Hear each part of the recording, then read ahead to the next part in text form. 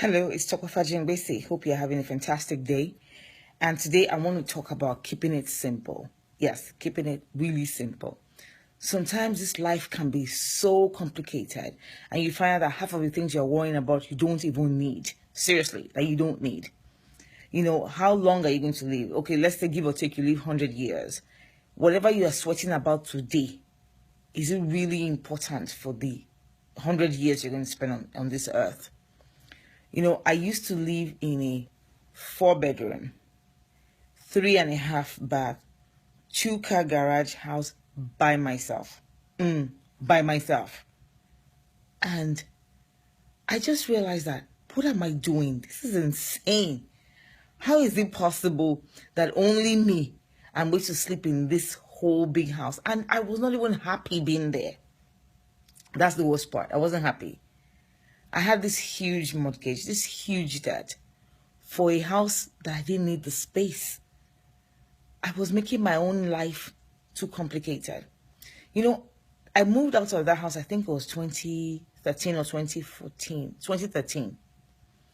And eventually I spent 2 years in a studio apartment. For those of you who are not in America, you might not know what a studio is, but please go look it up. A studio apartment is not even room and parlor. It is the room and the parlor, they are the same. The only place where there's a door is the bathroom. And every time I look back at such a difference, I wonder where I kept all my stuff. All the stuff that was in the big house. Where did I keep it when I lived in the studio? I realized that I gave so much of it away because I didn't even need any of that to start with. And the 2 years I spent in that studio, I was very happy. You know, you find yourself thinking about things like, oh, what if people come and visit me? Where are they going to sleep? What if people, come and say, have dinner at my house? Where are they going to sit? In the 2 years that I lived in the studio, people actually came to visit me. People actually slept over and we were happy. There was a time my older sister came and my younger sister came and they came with 4 kids. And we stayed in that house for 2 weeks and we were happy. We had the best vacation.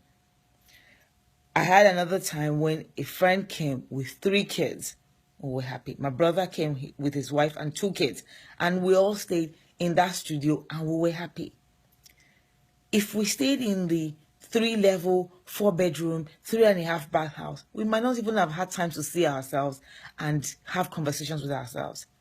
And look, when it's all said and done, when I die, I cannot stay in more than a 6x6 place on the ground. I remember going to Lagos when my dad died. And by the time I got there, he had been buried. This man who owned this huge house, as well as other houses, only had a small space in one of the houses.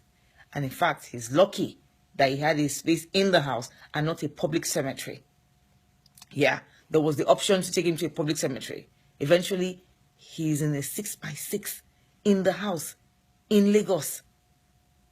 Everything he had worked for, everything he had sweated for, everything he had bragged about, may God forgive him and may God forgive all of us. It's over. It's done. It's done. In actual fact, when my dad died, he had a deposit on a house he was about to build again in Ijebu that never came to fruition. We don't even have the deposit of that house back now. So what is it that we're running after? Because eventually, it's not going to benefit you. Whatever you spend your time running after right now, let it be something that will benefit you, especially in the house that you spend the most time in, which is the grave. You know, I read a story this morning about the 3rd Caliph of Islam, Uthman. That Uthman, he was standing by the graveside at some point during his life and he was just crying. And somebody said, why are you crying? You who is doing all these good things, why are you crying? He said, I'm standing looking at the grave because this is where a lot of people, whether you get it right or you get it wrong, this is where you will know.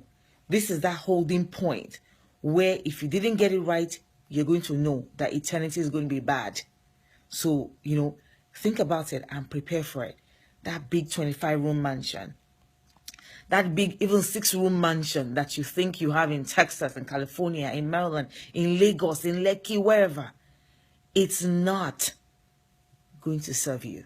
What is going to serve you are the simple things you do, the lives that you sow into, the charity that you give, the service that you do to your God, to your soul, to humanity. That is what we need to focus time on.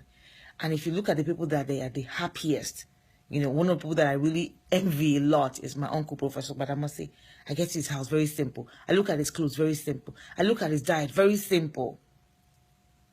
Why are we making our lives complicated? Why are we allowing the TV, the adverts, and everything to ruin our day and to ruin our investment? Stop allowing this consumer culture that has consumed the world to consume you. May God bless you, and may God make you make it simple.